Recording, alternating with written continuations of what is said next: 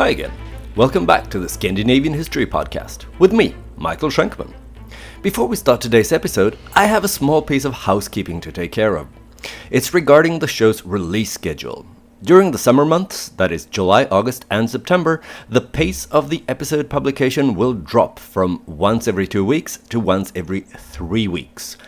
I'm going to need some time off, and I had to choose between leaving a big gaping hole in the release schedule for a month or two, or spreading out the release dates like this, and I think this is a better solution. I hope you agree. Now, with that out of the way, let's get back into the action. In the last few episodes, we've followed the rise of Norway under Håkon Håkonsson and his descendants. During this time, Norway expanded to include Iceland and Greenland, but it also underwent a number of important reforms that allowed the country to punch above its weight on the international stage. Thanks to legal reform and efforts to centralize political, military, and economic power in the hands of the king, Norway was in a strong position relative to the country's small population and unimpressive agrarian circumstances. It was even strong enough to threaten Denmark, the kingdom that had so recently dominated Scandinavia and interfered in Norwegian domestic affairs. Today, we're returning to Denmark. When we last left Denmark, back in episode 40, V for Valdemar, the leading Scandinavian kingdom had just experienced something of a golden age under Valdemar I and Valdemar II, also known as Valdemar the Great and Valdemar the Victorious respectively. When Valdemar II died, his son Erik took over as king. He was known as Erik Plowpenny, and as you may remember from last time, he had 4 daughters, one of which married the King of Sweden and the other the King of Norway.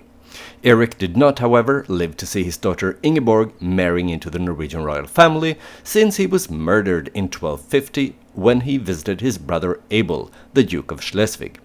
The king's head was cut off and his mutilated body was dumped in the water.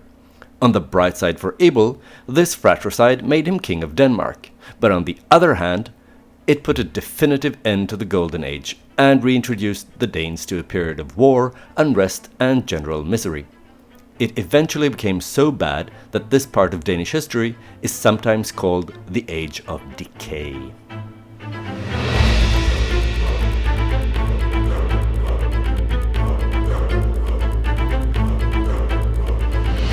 Episode 46, Chaos and Decay. The new king Abel was the son of Valdemar the Victorious and his second wife, the beautiful but, according to legend, evil Queen Berengaria of Portugal. She already made an appearance in episode 40, V for Valdemar, and already back then I pointed out that the tradition that paints her as evil stems from after her sons started to tear the kingdom to pieces, fighting over who would rule it. Because why blame the warring princes when you can blame their mother, right? Anyway, Abel wasn't the oldest son, and therefore not in the direct line of succession, but in 1232, when his half-brother Erik was elevated to co-king and successor to their father, Abel was made Duke of Schleswig. As Duke, he held considerable power and influence, and his position was strengthened further when he married Matilda, the daughter of the Count of Holstein, just south of the border. They were married in 1237, and that same year his new father-in-law withdrew to a monastery, leaving Abel to rule Holstein as well. That way, Abel cultivated many useful German connections, both in Holstein and beyond. Up until this point, the title Duke of Schleswig had been granted by the King of Denmark to one of his sons, usually the second one, but Abel managed to keep it within his own family and founded a new dynasty of Dukes of Schleswig. The descendants of Abel would rule Schleswig, that is the southernmost bit of Jutland, for over 100 years, until 1375. They would frequently find willing allies among their relatives in Holstein. This would soon, very soon, turn out to be a thorn in the side of the Danish crown, since the various Dukes of Schleswig would rule their duchy more or less as if it were an independent region, and they often found themselves in opposition to, or even open rebellion against, the kings of Denmark. Abel himself started this tradition and fought his brother Erik Plowpenny when he became king. Abel and his forces raided deep into Jutland and on the island of Funen, but Erik answered by attacking Schleswig. This war between the two brothers continued until their sister Sophie, who was married to the Margrave of Brandenburg, another German principality that would play an important part in Danish politics in the years to come, managed to make them stop fighting. But just because they no longer fought each other openly, that didn't mean that they were best buddies from now on. At least not Abel, since he had King Erik murdered when he was visiting Schleswig in 1250. Not that Abel admitted that he was behind the regicide, mind you.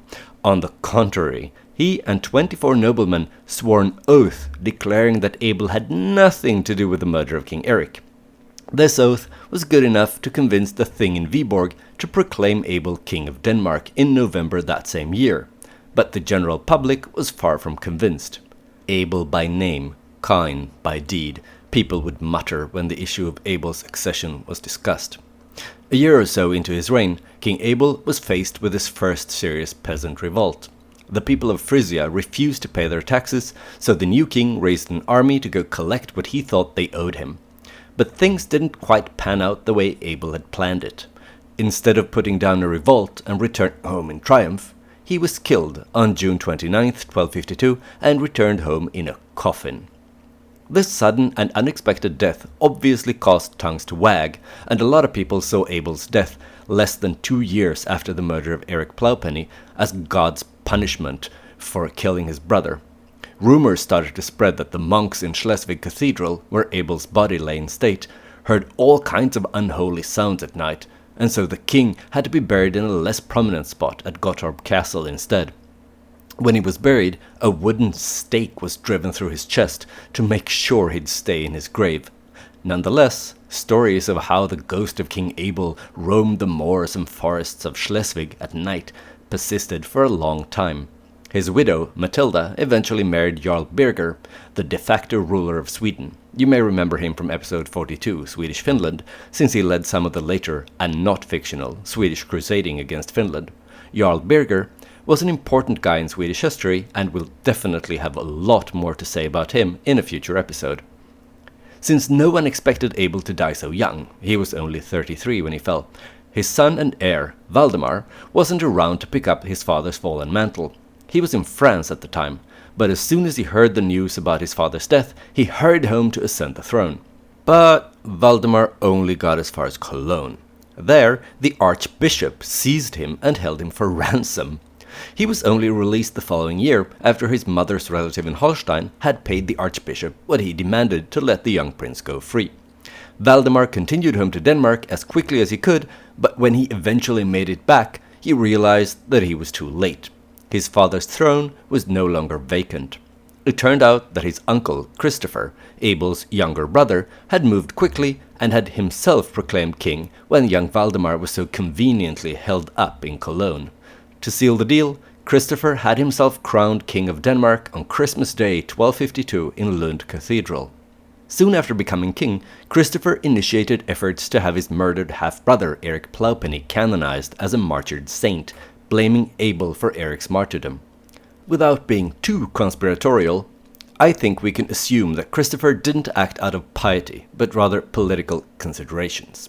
You see, if he could convince the Pope that Erik had been a saintly man who had been brutally and unjustly murdered by Abel, this would basically disqualify Abel's sons from claiming the Danish crown in the future, even though they had a better claim to it than Christopher did. To further undermine the power of Abel's family, Christopher tried to abolish the Duchy of Schleswig and incorporate the area into his own personal lands, putting them under his own direct control. But this move failed due to opposition organized by Abel's relations in Holstein, and when Valdemar eventually returned, no thanks to his uncle, Christopher begrudgingly conferred the title Duke of Schleswig on the boy in 1254. Valdemar accepted the title, but he didn't for a moment forgive his uncle. Neither did he forget that Uncle Christopher was wearing the crown that was his by right. Christopher would wind up spending much of his reign fighting domestic enemies, so to stay on his throne, he tried to reach peace agreements with his neighbors. In this, he was successful, but only because he was willing to give more than he got. He didn't retaliate against Norwegian incursions into Halland, and instead, he made peace with both Norway and Sweden. to secure quiet on the southern flank, he gave up a number of castles on the Baltic seashore that had been in Danish hands since the days of his father, Valdemar the Victorious. He handed these strongholds over to his sister Sophie's in-laws in Brandenburg. Domestically, though, the situation was far less peaceful. Peasant revolts against his taxes, especially his new property tax, broke out in 1256 and again in 1258. As if that wasn't enough, Christopher also saw the end of the traditional chumminess between the Danish crown and the church. This new conflict with the church was partly due to Christopher's policy of insisting on the king appointing bishops, and partly due to his conflict with Abel's family in Schleswig. That's because the new Archbishop of Lund wasn't only a staunch believer in ecclesiastical autonomy, but he also had family ties with Abel's family. When King Christopher demanded that the church would pay taxes like any other landowner, the archbishop not only refused, he also instructed peasants who lived on church lands not to serve in the king's army. When the king insisted on getting his taxes, the archbishop went nuclear and excommunicated the king. Obviously, being excommunicated wasn't ideal for Christopher. If he were to die without first reconciling with the church, that would put his immortal soul in danger of eternal damnation, and that was a grave threat to most people in the deeply pious Middle Ages. Even if the king wasn't particularly religious, it was a crack in his legitimacy as king in the eyes of his subjects, who, as a rule, took their religion very seriously. But even worse was to come. In a move that not only threatened the king's soul, but also his dynasty's future, the archbishop refused to recognize Christopher's son Erik as his heir, and he even threatened to excommunicate any bishop who would crown Erik king of Denmark if Christopher were to die. That was the last straw, as far as Christopher was concerned at least. He ordered the arrest of the archbishop and humiliated him by stripping him of the vestment of his high office and forcing him to wear a so-called fool's cap with a foxtail attached to it.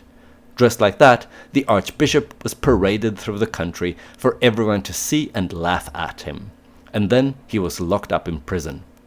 The archbishop, who was many things but not a fool, had foreseen that something like this might happen, so he had instructed the other bishops in Denmark to declare an interdict against all of the country if the archbishop would be imprisoned. An interdict, for those of you who may not be super familiar with Catholic canon law, means that no clerics would have been allowed to carry out any religious rites in Denmark. No baptisms, no weddings, no funerals, no mass, no forgiveness of sins, nothing. In a society steeped in religion, being under interdict would soon lead to unrest and put pressure on the king to capitulate to the archbishop to save the souls of his people. But none of the Danish bishops followed the archbishop's instructions, and religious life went on as normal. When Christopher had allowed Abel's son Valdemar to become Duke of Schleswig, he had avoided open civil war with his brother's family. But the move had weakened him and his control over Denmark. Under Valdemar, Schleswig was basically autonomous, and when Valdemar died, Christopher once again tried to abolish the duchy and assume direct control over the region. But he once again ran into opposition. Valdemar's widow wanted her son Erik to inherit his father's title, so she instigated a revolt supported by the family's German allies. This revolt shook the throne of King Christopher, and in 1259, as he was fighting his nephew's widow and her German allies, the king suddenly died in Ribe. At the time, Christopher was visiting the bishop there, and the king had just received Holy Communion when he keeled over and died. Those who supported the church in its ongoing conflict with the king thought Christopher's death had been divine punishment for his anti-ecclesiastical policies and his maltreatment of the archbishop, who was still locked up in prison. But among those who supported the king, rumors started to go around that the communion wine had been poisoned and that the king had been murdered by scheming clerics.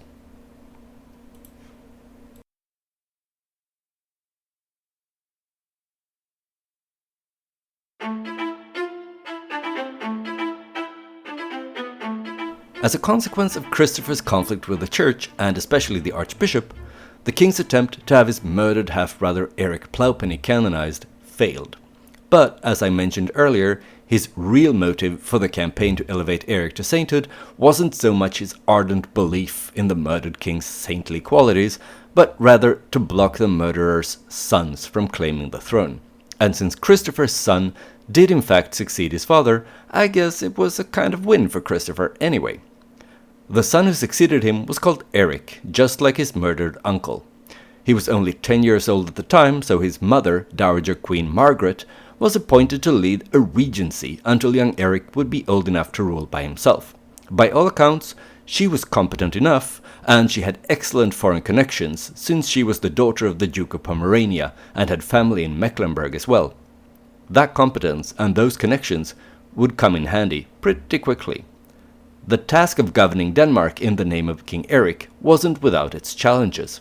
The Archbishop and the Duke of Schleswig, Erik Abelson, did what they could to undermine Margaret and hopefully get rid of both her and her son.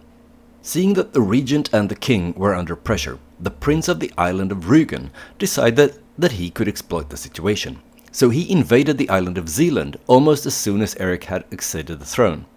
Margaret wasn't going to sit idly by while the country she was appointed to rule was invaded, so she gathered as large an army as she could and sent it out to expel the invaders. It didn't quite succeed. The two forces met at Ringsted, more or less in the middle of Zealand, and there the Danish army was defeated. The invaders were free to continue, and they moved on Copenhagen. The city was attacked and taken later that year. The devastation was thorough, and the troops under the Prince of Rügen not only pillaged and carried off as much loot as they could, they also destroyed the castle that Bishop Absalon had built. The invaders seemed unstoppable. They had beaten the Danish defenders, and Margaret hadn't had time to gather a new force to send against them. So the prince decided that he wanted more.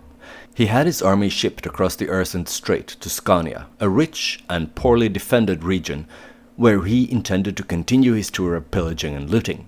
But even though Margaret was powerless to stop him, she wasn't the only woman in Denmark who didn't approve of this plan.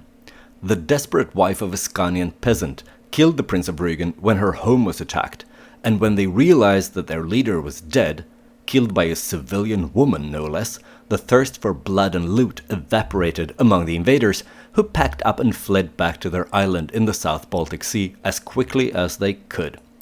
So Denmark was saved, but Margaret realized that both the kingdom and she personally were in an extremely weak position. So to shore up her reign, she tried to mend fences with the Archbishop and the Duke of Schleswig. She released the Archbishop from prison and made sure that Erik Abelson was officially recognized by the crown as Duke of Schleswig. Unfortunately for Margaret, the move didn't have the desired effect.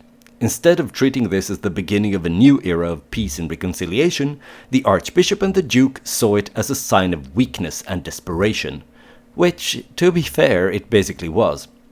Duke Erik thought this was his moment to rise up and snatch the crown from the boy King Erik and his mother, so he gathered an army and raised the banner of rebellion. Margaret had no choice but to get a new army together and marched out to put the Duke in his place. The two forces met in Jutland, and this time Margaret fared better, and she defeated the Duke. But her victory wasn't complete, and while the two sides were negotiating a truce, the Duke had his allies in Holstein set up a new army that would enable him to renew his rebellion. Margaret caught wind of this deceitful activity and sent her army to stop it. But in the Battle of Lohede, south of the traditional Danevirke border, the combined Schleswig-Holstein forces crushed Margaret's army. Worse, both she and her son, the underaged King Erik, were captured. The king and regent were now both in the rebels' hands. Duke Erik clearly had the upper hand at this point, but he didn't overplay it by demanding the throne for himself. Instead, he let Margaret go in 1262, after she had ceded large tracts of land in southern Jutland belonging to the crown. The underaged King Erik was also released, but he wasn't free to return to Denmark. Instead, he was transferred to Brandenburg, where he had to stay with the ruling family who, at least nominally, were allied with his mother. King Erik was allowed to return to Denmark when he reached the age where he could rule the kingdom in his own right. Later, in 1273, he married Agnes of Brandenburg, whom he'd gotten to know during his involuntary prolonged stay with his mother's German allies. The marriage was agreed to while Erik was still in Brandenburg, and it's quite possible that one of the conditions for his release was that he agreed to marry Agnes and that he would do so without receiving a dowry. I'm sure you can imagine that there was no love lost between King Erik on the one hand and the church and the nobility on the other. When he was allowed to rule on his own, he did what he could to strengthen the power of the crown at the expense of the church and the aristocracy. But the only lasting result of that conflict was that Erik was saddled with an unflattering nickname, Clipping, possibly a reference to a coin that's been cut to indicate that it's lost its full value, and so supposedly hinting at the king's untrustworthiness. The Danish nobles were so worried about King Erik Clipping's attempts to increase his own power at their expense that in 1282 they made him sign an Ascension Promissory, which is basically a charter that spelled out in black and white what the limits of the king's powers were, and which rights and privileges the nobility had. It's been heralded as some kind of Danish Magna Carta or Denmark's first constitution, but I think that's taking it a little too far. The Ascension Promissory only bound Erik Clipping, not any future Danish king. In other words, it was a personal attack on Erik, showing just how little support and trust he had among the powerful Danish nobility. King Erik Clipping probably realized that signing the humiliating document was his only chance to keep the peace and avoid civil war. But unfortunately, it seems to have been too little, too late. There were those within the Danish aristocracy who hated the king, both for personal and political reasons, and they wanted him dead. They paid one of the men in the king's retinue to keep them informed of what the king was up to and where he was at all times, hoping to get an opportunity to get rid of the monarch. In November 1286, they got their chance. King Erik was in Viborg in central Jutland and had spent the day hunting in the countryside. Apparently, the hunt had been quite captivating because the members of the royal party were surprised by the early onset of night and couldn't find their way back to the king's residence. Instead, they decided to spend the night in a barn belonging to the church in the village of Finderup. The nobles who were out to get the king were alerted to this arrangement, and they dressed up as Franciscan friars and snuck into the barn at night when everyone had fallen asleep. Once inside, they pounced on the king and stabbed and hacked at him. They must have really disliked Erik, because according to tradition, the king's bloody corpse was found the next morning with no fewer than 56 stab wounds. The violent murder of King Erik didn't exactly help to stabilize the situation in Denmark. But we're going to take a break from the ever-increasing chaos for now and return to it next time. Before I sign off today, though, I'd like to answer a question I recently received from a listener called Mark, who, apropos the Vero stone found in Finland, asked about my take on the Kensington runestone. I don't know if Mark is a fan of the Kensington runestone or not, and I hope I won't disappoint too many Minnesota-based listeners who are convinced that it's genuine, because I'm convinced it's a fake. 100% hands down. And, unlike the Vero stones, not a very good one at that. But maybe some of you aren't familiar with the Kensington runestone, so let's take it from the beginning. In late 1898, a Swedish immigrant to the United States called Olof Öhman was clearing some land he had recently bought to prepare it for plowing.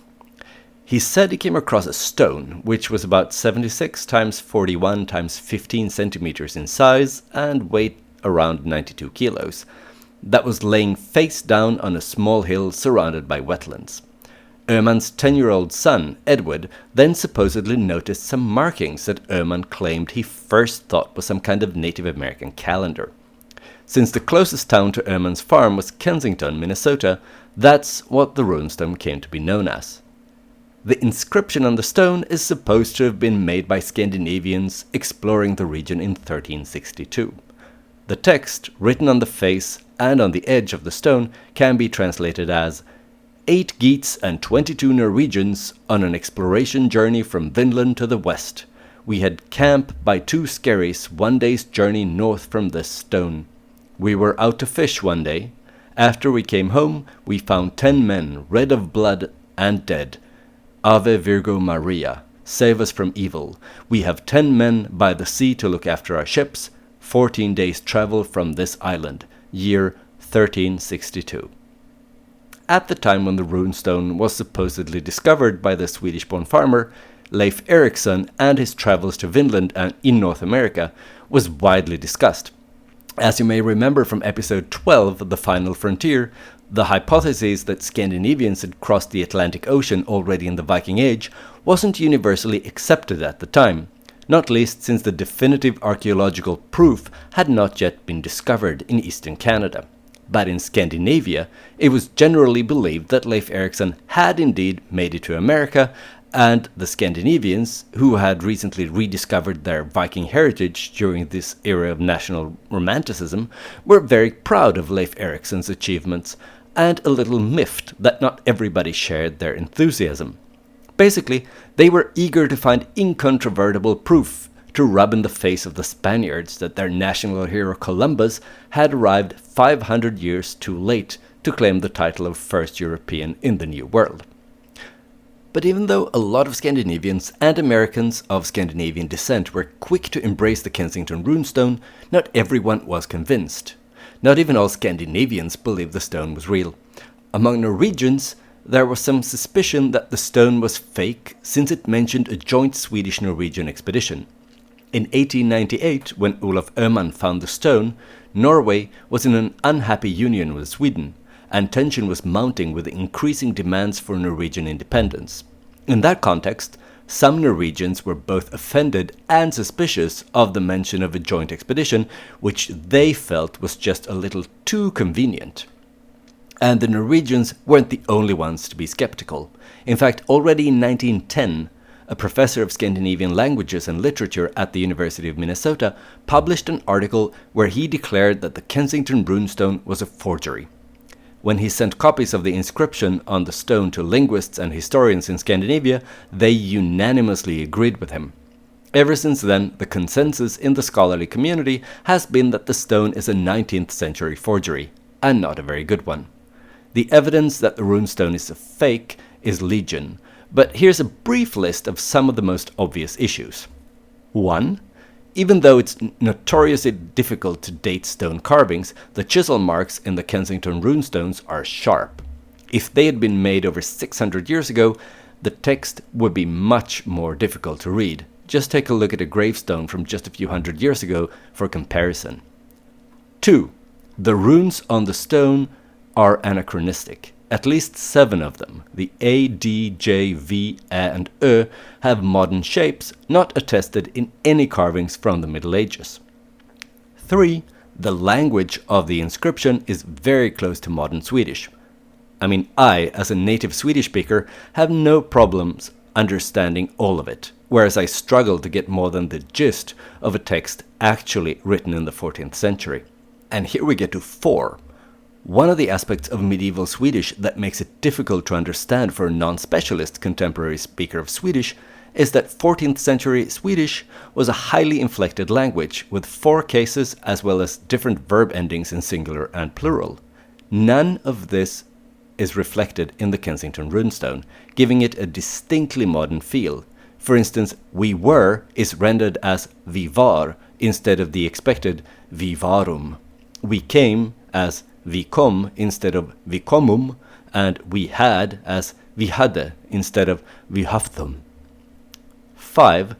The word for exploration journey used on the Kensington runestone is oppdagelsefart, reflecting modern Norwegian oppdagelseferd. Sorry, Norwegian speakers. Anyway, oppdage is borrowed from the Low German uppdagen or Dutch opdagen, which in turn is borrowed from High German aufdecken.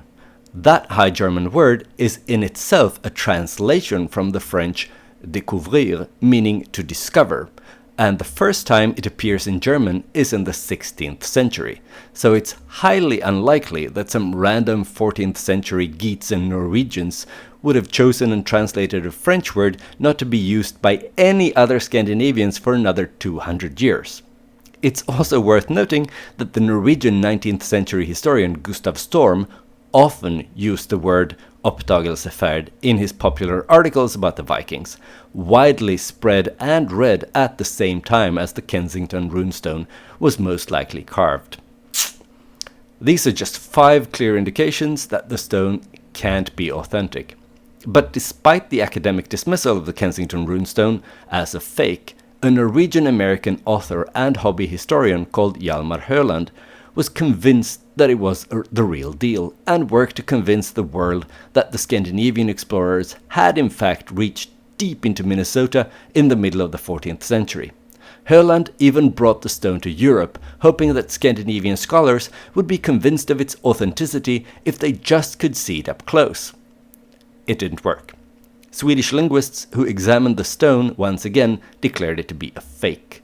But Høland didn't give up. He spent the next 40 years writing books and articles arguing that the Kensington runestone was genuine.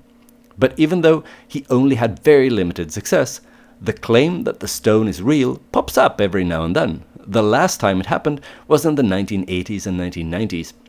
And there is still a small group of people convinced that the Kensington runestone is authentic. If you want to check out the stone for yourselves, I believe you can do so at the Runestone Museum in Alexandria, Minnesota. So that's my take, Mark. I hope you found it compelling, and even if you didn't, thanks for sending in your question. I hope you enjoyed this episode of the Scandinavian History Podcast. If you did, why not spread the word wherever you congregate with others who are also into Scandinavian history? Like the Runestone Museum in Alexandria, Minnesota, for instance. Also, please consider leaving a stellar review, or at least 5 stars, on Apple Podcasts or Spotify, where you can rate podcasts nowadays. This is an excellent way to attract new listeners and to motivate me go on producing the show. Another good way to support the show is to purchase some Scandinavian history-themed merch in the Scandinavian History Podcast webshop. I especially recommend something from the Odin's Lifehack collection.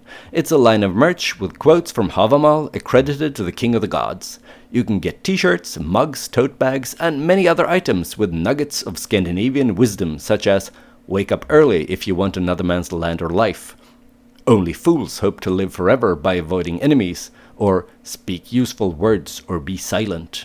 Links to these amazing products and more can be found on the Scandinavian History Podcast Facebook page or on Twitter. If you haven't already, then please go to facebook.com/Scandinavian History Podcast. Like and follow the page if you want to shop, or if you just crave more content, at least vaguely related to Scandinavian history.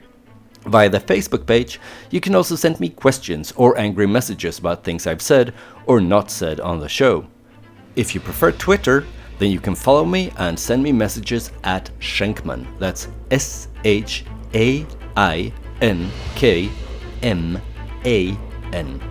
I look forward to hearing from you.